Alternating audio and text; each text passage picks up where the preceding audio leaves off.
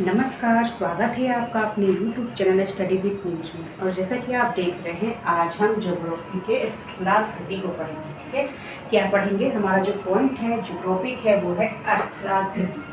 ठीक है, इसमें हम सबसे पहले जानेंगे उच्चावच। उच्चावच किसे कहते हैं? तो देखिए, पृथ्वी के जो उबड़ खाबड़ आकृति होते हैं, मतलब ऊपर नीचे ढलाव गड्ढे, है ना, उसे हम उच्चावच कहेंगे। यह 3 तरह के होते हैं। पहला उच्चावच आता है महाद्वीप और महासागर।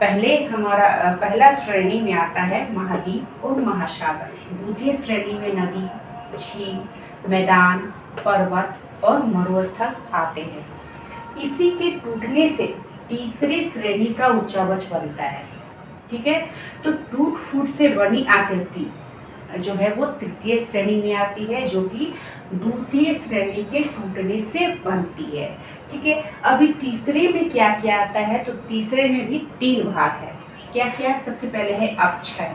अपक्षय हम कहेंगे किसी भी चट्टानों का टूटना, किसी भी चट्टानों का टूटना अपक्षय कहलाता है। ठीक है, यह 2 प्रकार के होते हैं, रासायनिक और भौतिक। रासायनिक में मतलब आप कह सकते हैं कि गर्म करके रासायनिक हो गया, भौतिक में हो गया उसको पीट कर कूच कर। ठीक है, तो वो हो गया हमारा भौतिक अपक्षय। ठीक है, अब उसके बाद है अपर्दन। अपर्दन में होता है घिसावट। अपर्दन कैसे बनता है? तो घिसावट, जैसे कि हवा जो है वो काफ़ी कह सकते हैं कि तेज जब होती है तो अपने साथ मिट्टी को ले जाती है। ठीक है, उसे हम अपर्दन कहेंगे।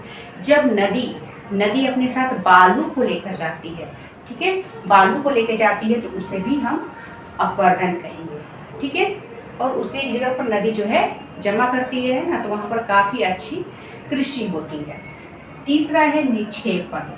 निक्षेपण का मतलब होता है जमा करना। ठीक है, तो नदी आप देखते होंगे ऊंचाई से जब गिरती है, ठीक है, नीचे आते आते उसकी रफ्तार कम हो जाती है, तो वो अपने साथ जितने भी कह सकते हैं कि मिट्टी, खाद, बालू जो लाती है वो कहीं ना कहीं पर तो जमा करती है।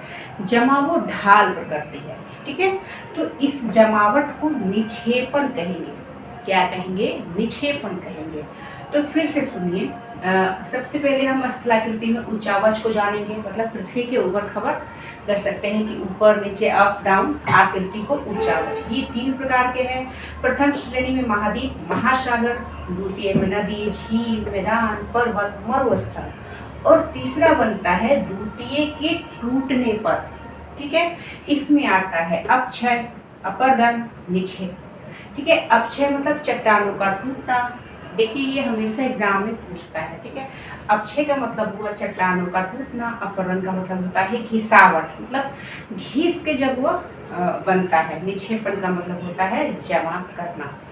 तो इस तरह से हमने कुछ भाग पढ़े हैं स्थलाकृतियों की। नेक्स्ट वीडियो में हम नदी को पढ़ेंगे। ठीक है, कि नदी कितने तरह के होते हैं।